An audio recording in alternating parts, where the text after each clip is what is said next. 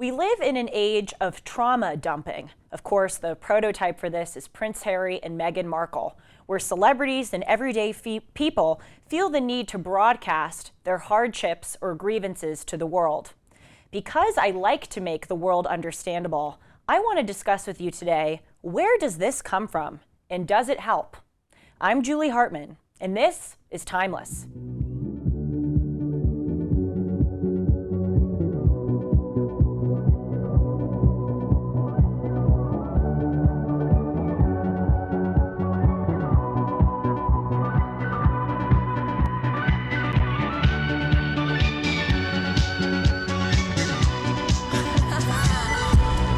Hey friends, welcome to Timeless, the show where I talk about timeless, eternal subjects. I hope that you are all having a great week, and if you would like to check out the news segment of my show, check out the playlist Julie Noted that is on this YouTube channel. And just a reminder to please like, comment, and subscribe to this channel, and also follow me at Julie R. Hartman. The topic of today, the timeless topic I should say, is trauma, just to continue with the alliteration of T's. Trauma and hardship is are some of the biggest parts of life. They are things that we all face. And so today I want to talk about what is the proper way to deal with it. And I have been fascinated recently by this subject, the way that we as a society in the United States and sort of in the Western world deal with problems in our own life. And of course, the people that sort of made me fascinated by this subject are none other than Prince Harry and Meghan Markle. They have recently been in the news because it has been announced that Prince Harry is going to attend his father, King Charles's coronation in London on Saturday, May 6th. But the Duchess of Sussex, Meghan Markle, will stay behind in California with Prince Archie and Princess Lilibet. So just seeing them in the news kind of reminded me of the whole media storm that they ignited over the past few months and certainly over the past few years. It started with their bombshell Oprah interview after they stepped back from the royal family, where they alleged that members of the royal family made racist remarks about their son Archie. Of course, they did not detail what these supposedly racist remarks were, but Meghan cryptically said it had something to do with Archie's skin color. And then from there, it just sort of snowballed, and they released this 6-part Netflix special. And of course, Harry wrote the book called Spare. And it's really, these people so capture my attention because even though they're a bit ridiculous and maybe we should just ignore them, I am so fascinated by their obvious hypocrisy, because they talk all the time about how much they just want privacy, specifically for their children. And then we see in the Netflix special, they are posting intimate, behind-the-scenes selfies of them holding their kids, playing in the backyard with their kids, being in their kitchen with their kids. They're talking about these, very intimate moments of their life. Prince Harry in his book wrote about his first time having sexual intercourse, about certain unfortunate instances of having frostbite. He wrote about intimate details of his mother and father's troubled marriage, his private conversations with members of the royal family. He even wrote about his bedroom at Balmoral Castle. And so it is just so, honestly, kind of riveting to look at them and go, how in the same breath can you talk about a need for privacy, and then every chance you get, you broadcast every last detail, indeed the minutia about yourself? And what I realized is that Harry and Meghan have capitalized on and indeed monetized a broader cultural phenomenon, which is what I call trauma dumping. We see this with other celebrities and everyday people. Trauma dumping can be defined as broadcasting your hardships or grievances to the world. Obviously, the primary mechanism that people do this is through social media, because they can't go out and take a bullhorn and yell about their trauma, though of course people do that. And one of the primary examples, in addition to Harry and Meghan, we see of this with regard to celebrities is Chrissy Teigen and John Legend. A few months ago, Chrissy Teigen announced that she had suffered a miscarriage, but then in recent weeks, she's actually come out and said that she was actually suffering an abortion. I'm putting up a photo here that she posted on Instagram and Twitter of her suffering through this miscarriage and abortion. You know, I kind of debated, I'll be honest with you, before this episode, whether or not I should show the photo on the screen here, because obviously it's a very intimate moment. But she chose to broadcast it. And I also want to show you the extent of which people nowadays showcase their most intimate, private moments. I mean, we see her there on a gurney crying. There's another photo of her husband holding her in this gurney, and it looks, is she holding a child there? I mean, the whole image is very disturbing. And she posts this to her millions of followers, and people, write these messages to her of sympathy.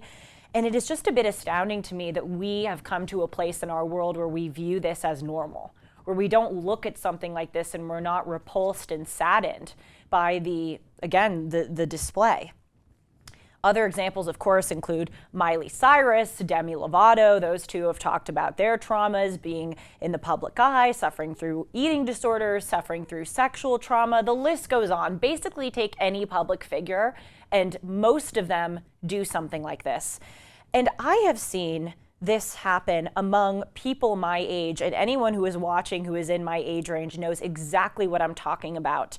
And by the way, I'm not, of course, I'm sure you can surmise that I am not the biggest fan of this trauma dumping, but I actually think that a lot of people, especially my age, have been brainwashed into thinking this is the right thing to do. So part of me doesn't almost blame them. I feel like they're being manipulated and used.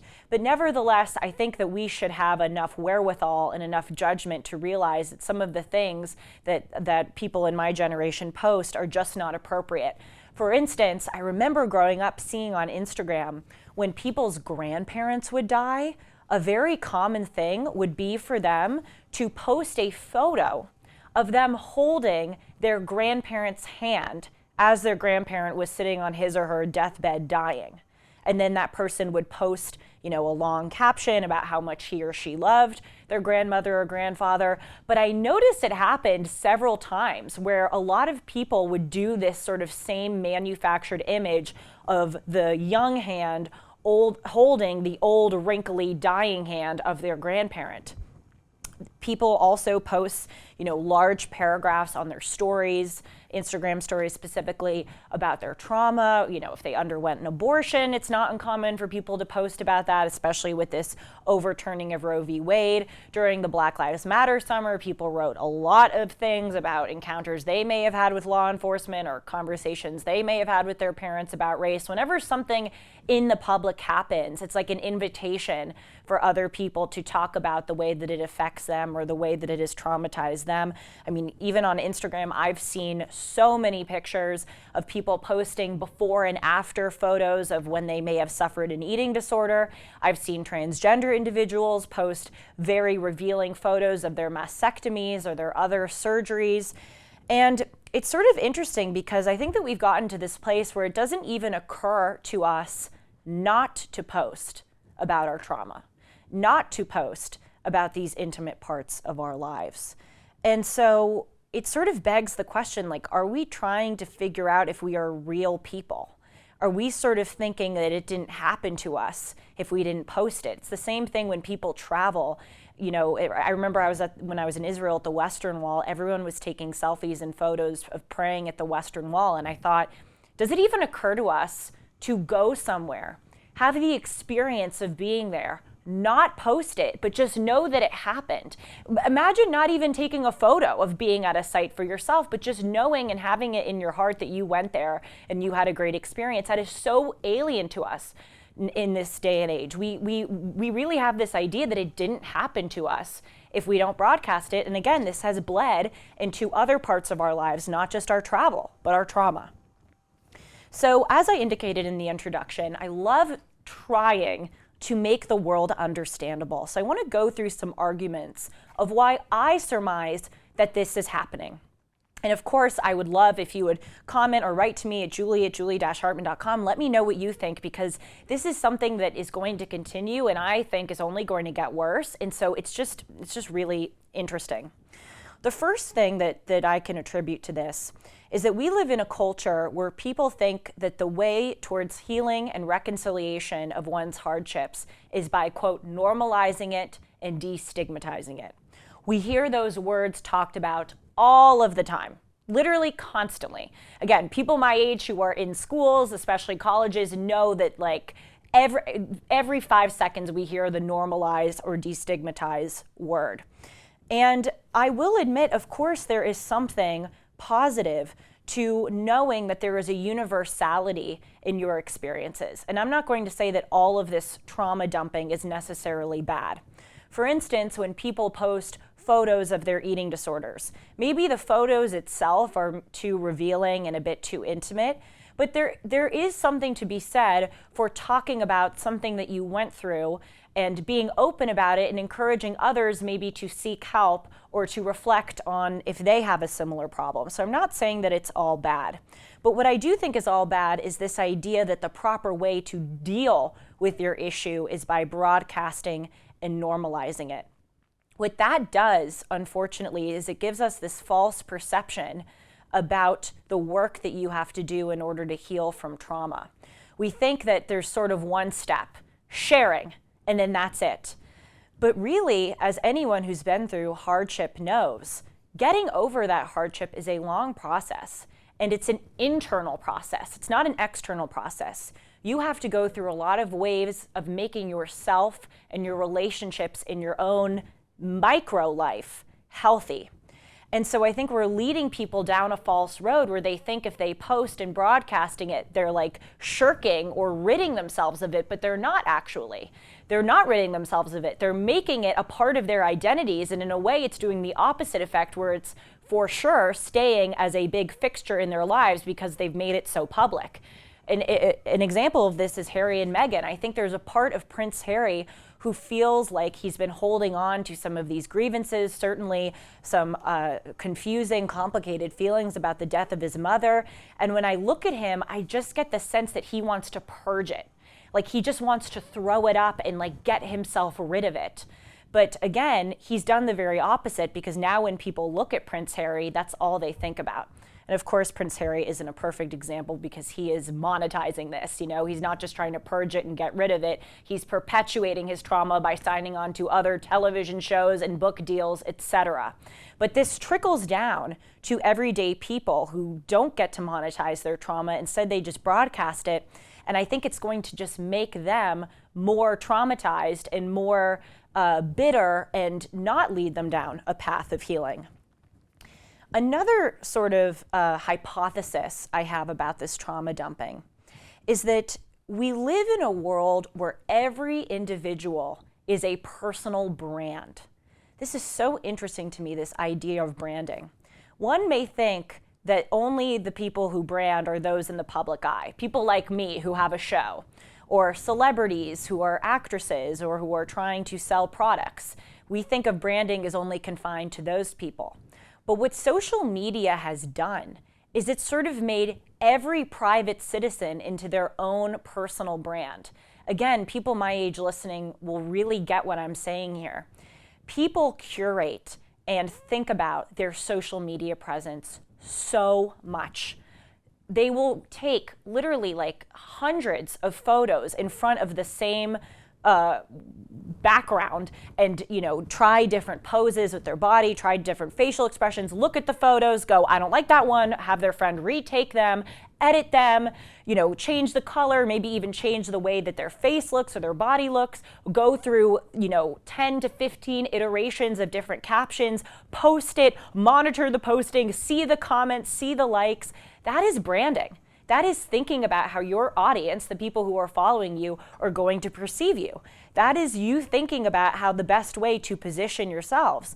And I know a lot of people on social media, they want to appear to have a really extravagant life. So they only post when they go on vacations or when they're at fancy restaurants. Others want to appear to have a really down-to-earth, like, earthy life. Like people, go out in the woods and they'll post a photo of them in hiking gear in front of a tree, or they'll post a picture of their dirty hiking shoes. Like everyone is thinking about, what kind of person am I? What kind of brand am I pushing? And by the way, that's one of the reasons, on a personal aside, why I deleted my personal social media. I feel a little bit hypocritical myself because I encourage all of you to follow me at Julie R. Hartman. That's sort of my public, professional social media. But I feel really caught because I deleted my personal social media because I thought that this branding was poison. And I even saw myself in small ways succumbing to it, where I would think, like, how does this picture make me come across? And I just didn't want to live my life like that.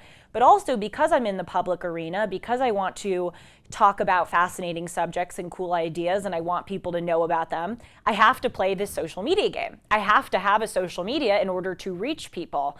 So anyway, I just want you to recognize that I'm aware I have a social media and I tell you to follow me. And I'm also, aware it may be hypocritical that I'm lambasting it. But of course, anything in moderation. But the reason why I got rid of my personal social media is because of this branding. And we see that this branding extends to trauma, where you're not just branding yourself as if you want to appear as very beautiful or having an extravagant life or having a earthy life. You also brand yourself in terms of like what you went through. I know a lot of people who try to brand their hardship or trauma experiences to try to impart that they're a strong person or try to impart that they are an outspoken person. And it's just fascinating that there's no element of a private part of our life. Everything is sort of a performance piece, including our trauma. And also, this was sort of what I was getting at with the thing that I saw when I was younger with the holding the hand of your dead or dying grandparent. A lot of this trauma dumping has a very similar look to it. A lot of people seem to be following the same playbook. They'll post a very intimate photo, again, of their eating disorder, of their surgery, or of a dying person, etc. And then there'll be this long caption. And it will always follow this same script of, I want to normalize, or I want to bring my experience to other people. And then it will end with if you need anything, DM me or comment. And I know I sound really judgmental, but it just shows if everyone is trauma dumping in the same way, if they're following sort of the same script, then it shows that we are sort of manufacturing our human emotion instead of actually being authentic and trying to express real feelings. So in a way, the realest thing, that is our trauma, becomes fake and manufactured. And how is that a way to lead to healing and reconciliation? It's not. And then the final thing that I'll say, another hypothesis, is that I think that all of this is a way to try to get at some meaning. Again, I don't almost blame people who do this. When you get to a certain age, you should realize that some things just should remain private. But when we have people like Harry and Meghan as our cultural celebrity role models, we do sort of get this idea that this is what meaning is. Meaning in the modern world is broadcasting and being exhibitionist. And we don't see that there is a difference between integrating your trauma into the story of your life, which everyone should do. The things that you've been through are a part of who you are. But there's a difference between that and then making it become the whole story of your life. And I think people think that making it the whole story is the way to find meaning, to find spirituality, to feel significant as a person. Everyone in life needs a witness. We need people who understand us, who know what we've been through. It's not just enough to go through things on your own. You do, as a human being, need to feel validated. And what's so sad about this trauma dumping is I think that what it shows is that some people don't feel like they have a witness. They don't feel like they have a person in their life who really gets them. So they think by broadcasting it to the maximum possible people that they're gathering many witnesses, but it actually just cheapens the trauma. It just is another Instagram post that you scroll through instead of someone's real, true, horrible experience that deserves attention. So The final thing that I'll end on is we need to look at really deep inside ourselves and see that we are sort of, everything about our lives is becoming fake. Again, trauma is one of the most real things that you can go through, and it has become its own brand, its own industry, its own manufacturing. And what is this going to say about our ability to have close relationships and about the health of our society if everything is just becoming fake? My dear producer, Sean, mentioned this to me earlier, and I have to give him credit. He said it's like alcohol. If you have alcohol in moderation, it can be a good thing. But if you're getting drunk all the time, obviously that's bad. It's the same thing with social media and with broadcasting trauma. If you are doing it sparingly and you are doing it for the reason to really, rid yourself of it or to help other people, can be a good thing. But if your whole life is becoming this, it's your whole story, it's the whole essence of who you are, then like any other drug, you're becoming addicted, and it is too much. Thanks for listening, everyone, and I will see you soon. Again, please, just a reminder to subscribe and follow me, even though I just talked all about social media, at Julie R. Hartman, so you can know about all these cool ideas and subjects. Take care.